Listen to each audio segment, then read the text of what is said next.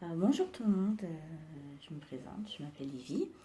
Je voulais faire cette vidéo, en fait, créer cette chaîne pour pouvoir parler un petit peu de façon légère d'une maladie qui touche beaucoup de filles, qui me touche aussi malheureusement depuis que je suis ado, c'est l'endométriose.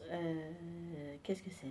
Pour faire simple, c'est une maladie qui s'active à chaque fois qu'on a nos règles et qui dépose des particules d'endomètre là où elles ne devraient pas être, c'est-à-dire sur les organes environnants en dehors de l'utérus.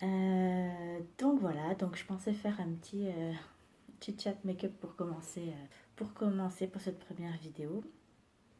Et vous expliquer en même temps le pourquoi du comment, pourquoi j'en suis venue à faire ça, quel a été l'élément déclencheur et un peu mon parcours. Donc voilà. Pour ce maquillage, donc je vais prendre ma petite éponge de chez Yves Rocher qui a bien vécu quand même. Et je vais appliquer mon fond de teint. Mon fond de teint, c'est le Naked Skin d'Urban Decay. Donc voilà. Alors moi, comment ça a commencé? Ça a commencé quand j'étais, forcément comme beaucoup de filles, quand j'étais ado, j'avais des règles qui étaient quand même assez douloureuses. Et mon gynécologue me disait, au bout d'un moment, je suis quand même allée voir le médecin, et il me disait, je m'attache les cheveux, oui, je suis pas belle les cheveux attachés. Le médecin me disait, c'est normal d'avoir mal, ça fait partie en gros du jeu. Et donc tu auras mal jusqu'à ce que tu aies un enfant. Bon, je pars avec cette information-là, qui me dit qu'il n'y a rien d'anormal chez moi. Et donc, il n'y a pas de problème, il n'y a rien d'anormal. Je me dis, bon, c'est déjà ça. Et à partir de ce moment-là, en fait, et même les années qui ont suivi, j'ai continué à avoir de plus en plus mal, de plus en plus mal. Et je me demandais ce qui se passait, en fait, parce que, c'est normal d'avoir mal, ouais, mais bon, d'être couché, de rien pouvoir faire pendant 2 jours, je sais pas si c'est bien la notion d'avoir mal ou pas. Donc, bon. Je prenais donc des Doliprane. Au début, ça passait avec des Doliprane. Ouais, j'ai des sermons monstrueux, j'en pas beaucoup en ce moment. Ça passait avec des Doliprane. Et jusqu'au jour où le Doliprane n'a plus fait effet. Alors, je suis passée à l'ibuprofène. L'ibuprofène, super, un ibuprofène de 100, ça passait super bien au départ. Je me dis, c'est génial, je pouvais continuer ma vie, j'avais plus de douleur, tout allait bien. Au bout de quelques mois, voire peut-être 1 ou 2 ans, l'ibuprofène l'ibuprofène de 100 a commencé à baisser au niveau efficacité, en fait. Alors, je me suis dit, ah mince. Donc, je suis passée au 400.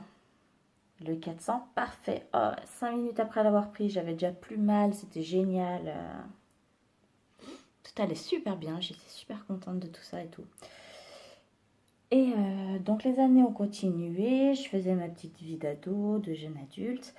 Je déménage sur Lyon et à ce moment-là, en fait, ce qui s'est passé, c'est que l'ibuprofène commençait à moins faire effet et je suis passée donc un peu plus fort à la codéine. Bon, la codéine, pour ceux qui connaissent, c'est quand même relativement fort. Ça m'apaisait, mais ça calmait pas, la douleur ne partait pas complètement. Ça partait pas complètement, donc bon, je me suis dit, j'espère que ça va peut-être passer, c'est temporaire, bon, de toute façon, c'est parlé, le médecin avait dit que c'était normal. Quand je suis passée à la suite, en fait, ce qui s'est passé, tiens, là, ça, c'est le Naked Skin, hein, toujours. Urban Decay, en anti-cerne. Mais bon, ça va pas faire grand-chose, parce que ce que j'ai en ce moment, c'est une horreur. Enfin, ça calme pas trop, je me dis, bon. En fait, les douleurs que j'avais, elles étaient super violentes quand même. Et elles étaient très violentes. Et en fait, ce qui se passait, c'est que je pouvais vraiment quasiment plus faire d'activité. Je devais prévoir mes sorties en fonction de est-ce que j'aurais... Ouais, je dis en base. Est-ce que j'aurai mes règles à ce moment-là? Est-ce que je vais pouvoir sortir avec mes potes? Enfin voilà, je commençais vraiment à prévoir ma vie en fonction de tout ça. Donc ce qui n'est pas super génial quand on est une jeune adulte, qu'on est dans une grande ville, qu'on a des potes, on a son premier boulot. Ouais, d'être coincé comme ça, c'est pas super quoi. Donc, ce qui s'est passé, c'est qu'un jour, j'avais tellement mal de nausées, je tenais plus debout, vraiment, plus rien ne passait, rien qui fait pour mes poches par contre. Rien ne passait, c'était une catastrophe sans nom, j'avais super mal. Je vais voir mon médecin qui me dit, bah écoutez, là, c'est pas normal d'avoir mal. Donc mon médecin à Lyon, j'avais changé entre-temps, qui me dit, c'est pas normal d'avoir mal, on va faire quand même une écho. Donc elle me prescrit une écho et à ce moment-là, premier résultat qui tombe, l'écho révèle que j'avais des kystes, des ovaires micropolykystiques. Je me dis, bon, c'est peut-être courant, ça arrive des kystes aux ovaires, bon, mais il n'y avait rien de bien méchant. Mais quand j'ai montré mes résultats à mon médecin, elle me dit, on va quand même faire un IRM parce que bon, on ne sait jamais, mieux vaut prévenir que guérir. Qu'est-ce qu'elle n'avait pas dit ce jour-là? Et en fait, ce qui s'est passé, c'est que je passe l'IRM et là, le résultat est tombé. Donc, j'avais une endométriose avec adénomiose. Donc, bon, je me demande un peu ce que c'est. En fait, les médecins m'expliquent, mais c'est un peu. Comment dire? Je vais faire mes sourcils avec le K-Brow de Benefit. Et en fait, les résultats tombent. Et moi, ce qui se passe, c'est que je me dis, bon, le médecin m'explique. Et je réfléchis un petit peu, je me renseigne beaucoup. Et quand même, ma généraliste me dit, on va quand même prendre rendez-vous à l'hôpital, donc à Lyon, et on va voir ce qu'il faut faire, s'il faut opérer ou pas. Et en fait, il s'avère que il a fallu opérer. C'est une horreur de faire ses sourcils.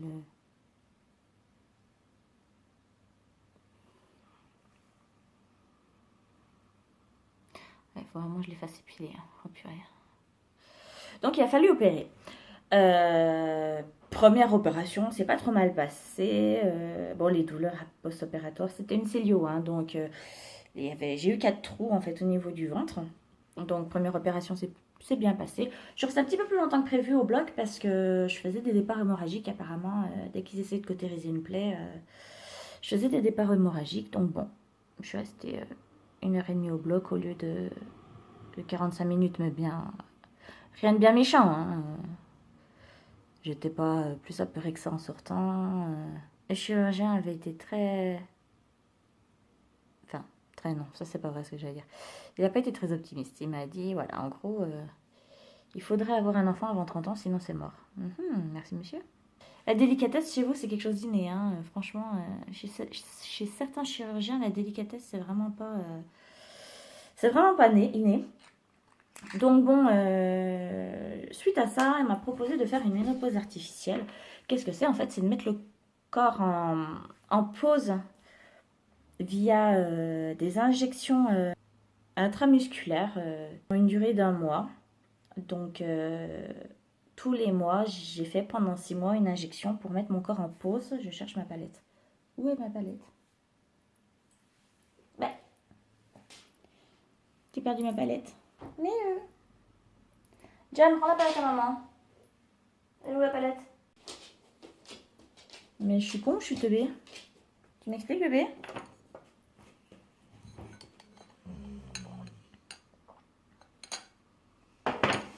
Donc, la moderne renaissance d'Anastasia Beverly Hills. Oui, non, le médecin m'avait dit, voilà, il faudrait que vous fassiez un enfant avant les 30 ans, sinon c'est mort. J'ai super, j'avais 26 ans à l'époque. Je me dis, bon, ben, génial, tout va bien. Tout va super bien. Et donc voilà, la ménopause artificielle, bon, avec tous les inconvénients qui sont liés à ce genre de procédure. Donc, j'avais des bouffées de chaleur, j'ai perdu mes cheveux. Donc, c'est pour ça que je suis pas super à l'aise avec mes cheveux, mais j'ai perdu mes cheveux. Beaucoup de cheveux, pardon. Peut-être pas tous mes cheveux. J'ai pris beaucoup de poids. J'ai pris à peu près 15 kilos, entre 12 et 15 kilos en 6 mois. Mais bon, mon corps était en pause. Je n'avais plus aucune douleur. Donc là, je revivais. Donc, je vais peut-être commencer à me maquiller. Hein. Donc, elle est connue cette palette. Hein. Je vais commencer par faire un creux de... Ah, mon creux de paupière, je vais le faire avec, je pense, celui-ci. Donc, qui est le Rose Sienna.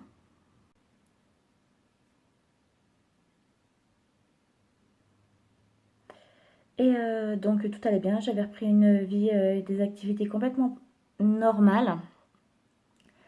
Et donc j'étais super contente, mis à part les inconvénients. Mais bon, ceux qui ont l'habitude de cette maladie, enfin entre guillemets habitude, ce qu'on s'y fait jamais vraiment, mais ils comprendront de quoi je parle. C'est-à-dire que pour une fois qu'on a pas mal, on est super content de faire tout ce qu'on veut. Bon, mon corps, moi, l'a mal vécu parce que j'avais pris beaucoup de poids, donc c'était très compliqué à gérer. Et les bouffées de chaleur en plein mois d'août à Lyon, c'est en pleine canicule, c'était une catastrophe. Mais sinon, mis à part ça, j'étais prête à subir tout ça parce que pourquoi? Parce que j'avais à peu près une vie qui redevenait normale. Donc bon, j'étais contente. Et j'étais contente. Donc voilà, mon creux de paupière, je l'ai fait là.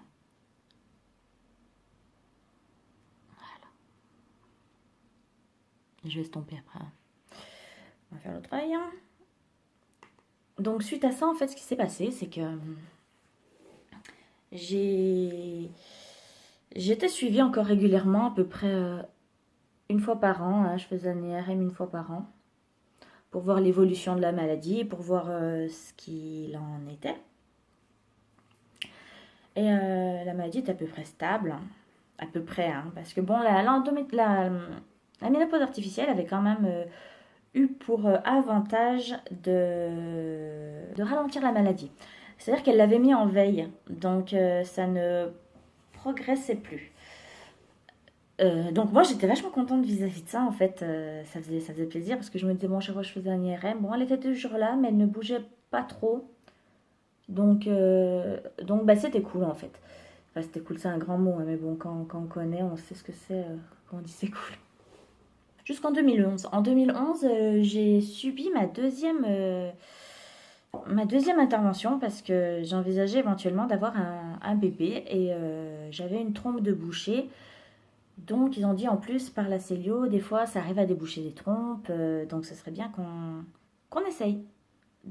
Donc, et puis décoller un peu les organes qui s'étaient un peu collés entre eux avec les plaies, justement, de l'endomètre, les dégâts que l'endomètre avait fait. Donc, j'étais, bon, un peu angoissée quand même hein, de me faire opérer. J'ai mal aux jambes. De me faire opérer une deuxième fois. Mais bon, ça s'est bien passé. J'ai changé d'hôpital entre-temps parce que j'ai suivi mon médecin. Mon médecin qui avait bougé, je l'avais suivi en fait, et il avait changé d'hôpital. Il était passé du public au privé. Donc je l'ai suivi dans le privé, et je me suis opérée la deuxième fois. On m'a demandé est-ce qu'on refait une ménopause artificielle. J'ai dit non parce que je ne voulais pas, je ne souhaitais pas revivre vraiment les gros côtés négatifs qui avaient quand même vachement traumatisé mon corps. J'ai perdu un tiers de ma masse capillaire quand même, c'est pas peu. Donc j'ai dit non, donc on a mis en place un traitement de pilule un peu en continu pendant quelques temps jusqu'à ce que je me décide de faire, comment dire, de mettre un implant. Donc j'ai mis mon implant, j'ai encore la cicatrice là, voilà. Je me fais poser un implant et l'implant se passe pas trop mal. Je le tolérais plutôt bien. Pas vraiment de prise de poids, pas vraiment de contraintes. Ah oui, donc je vais mettre le Real Guard, je vais le mettre en coin externe. Et donc j'avais une vie à peu près quasiment normale en fait. Hein. J'avais une vie quasiment normale depuis que j'ai eu l'implant. Je vais continuer juste pour estomper un petit peu les bords. Je vais prendre ce fard là. Le Golden Ocre. Celui-ci. Ah.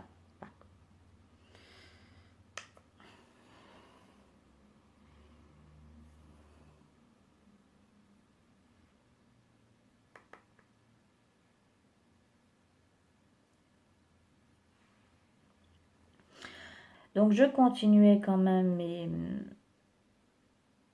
mes IRM une fois par an de contrôle.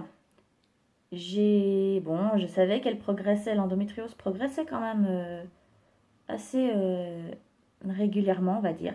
Donc j'en suis passée à une endométriose qui est devenue en fait profonde, c'est-à-dire qu'elle a commencé à toucher les tissus environnants.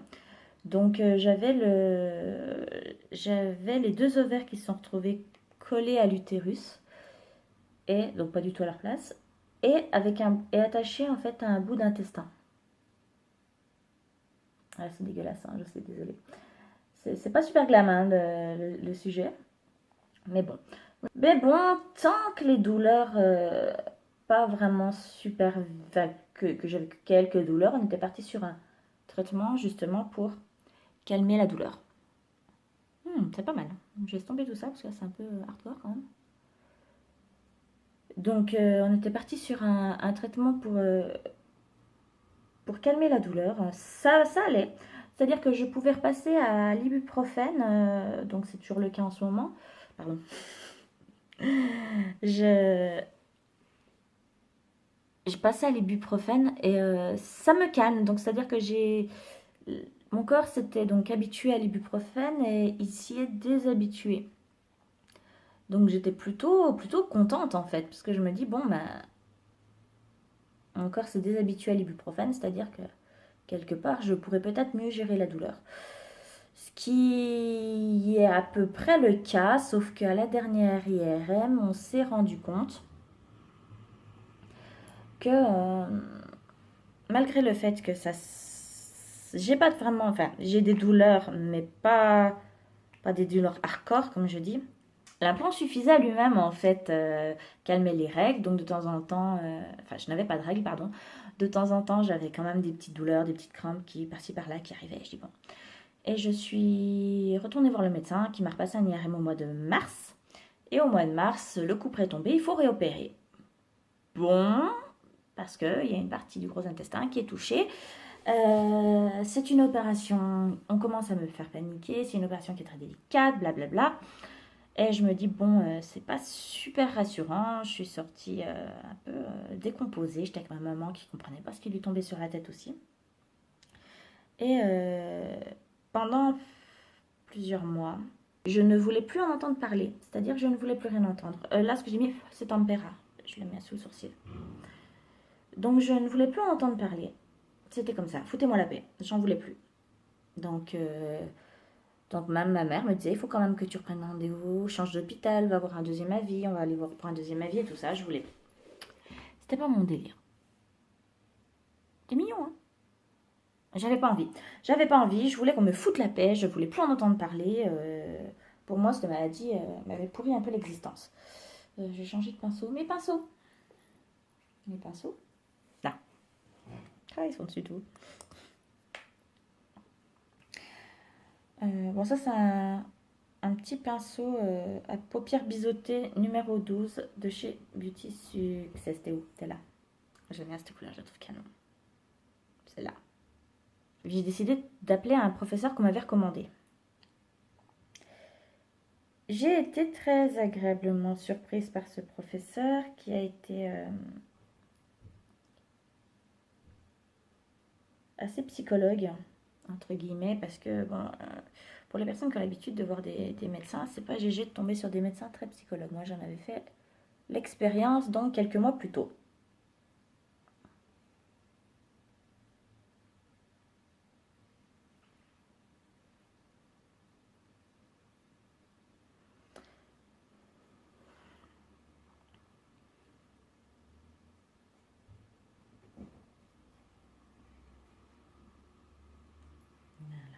Non, hein, quand je suis proche comme ça.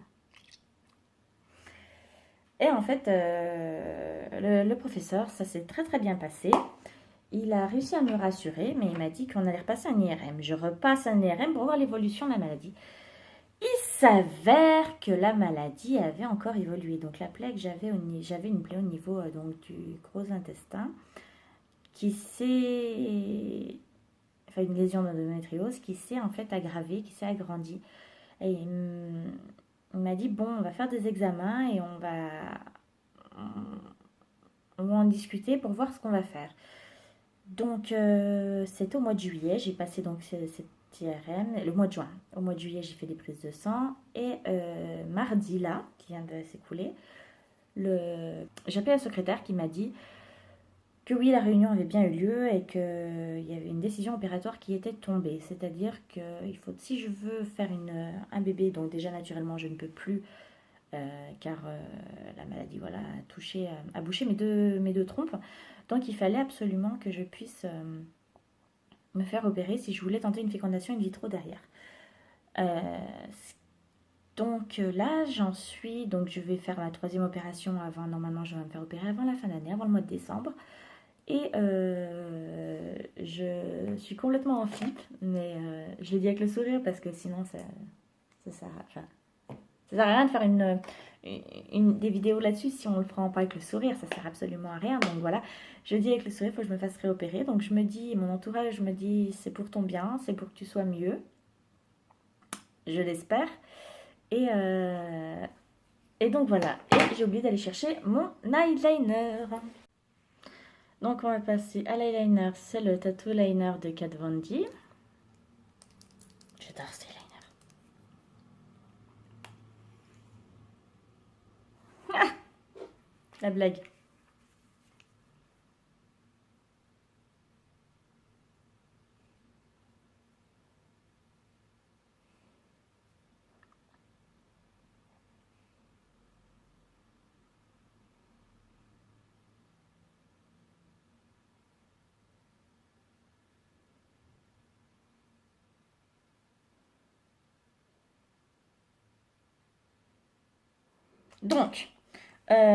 Donc voilà, donc ce qu'il en est, c'est que là, je vais devoir me faire réopérer.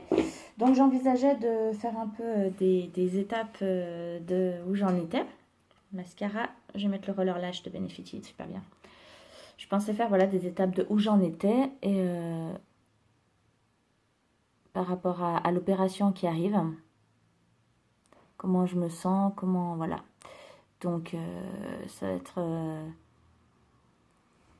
Voilà, dites-moi ce que vous en pensez en fait du fait que je fasse un suivi un peu de comment je me sens, comment je...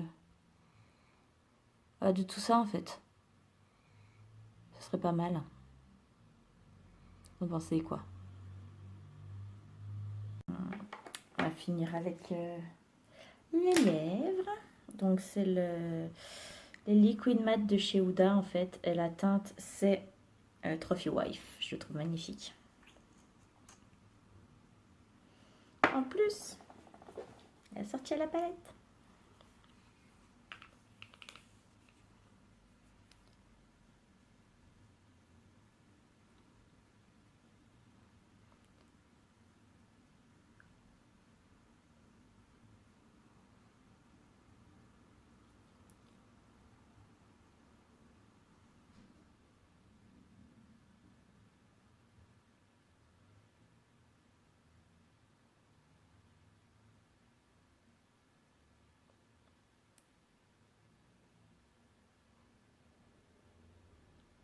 Ils sont super à mettre ces rouges à lèvres.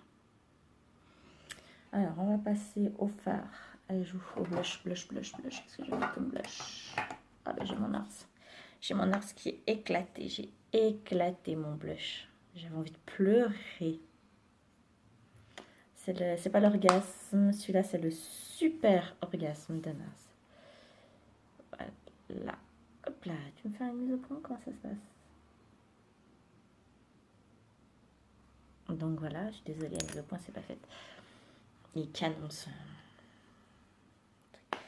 Donc voilà, moi, ce que j'envisageais de faire, c'était... Ah, mon pinceau, c'est un pinceau, faut que je change. Il est vieux, pas délicat en plus, c'est une horreur. Ce que je pensais faire, voilà, c'était donc de préparer cette opération-là qui va arriver avec vous, si j'ai des gens qui décident de me suivre sur cette nouvelle chaîne. Voilà, qui fera un peu tout, en fait.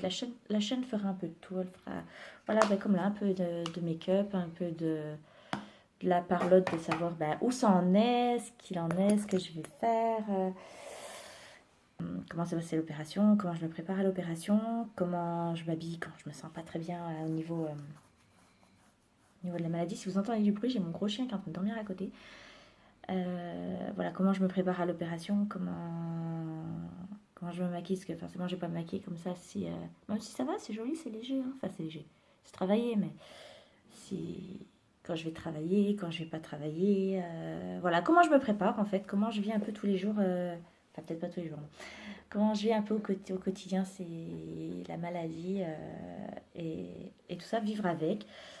Parler un peu des hauts, des bas, mais j'espère parler surtout du haut, parce que le but c'est de to cheer up, donc de motiver un peu les personnes qui sont atteintes, qui sont malades. Ah oui, chose importante, j'ai réussi à avoir, ce qui est rare apparemment, une attestation de prise en charge par la sécurité sociale justement pour mes frais. Donc pour mes frais donc ça c'était pas gagné parce que franchement au niveau des frais on sait que c'est un peu le parcours du combattant parfois pour se faire reconnaître comme malade. Donc voilà, j'ai fait une attestation de prise en charge qui est tombée, donc ça a beaucoup aidé parce que les IRM, surtout quand j'étais soignée à un moment donné, quand j'ai changé d'hôpital, j'étais partie dans le privé, ça coûtait un bras et il y avait énormément de dépassements d'honoraires. Donc là, quand j'ai décidé de changer d'hôpital, je suis repartie dans le public et c'est pas plus mal, hein. Donc voilà, je pense être entre de bonnes mains et voilà, donc voilà, si ça vous intéresse, je peux vous tenir au courant de ce qu'il en est. Je vais afficher mes réseaux sociaux et on verra bien qui va me suivre. Et, et moi, en tout cas, je vous dis, juste faites-vous plaisir, faites-vous beau, faites-vous belle. Et voilà, comme on dit, on vit qu'une fois, donc on profite. À bientôt. Ciao, super. Du bébé. Où c'est bébé? Il est où mon autre bébé? Il est là mon autre bébé.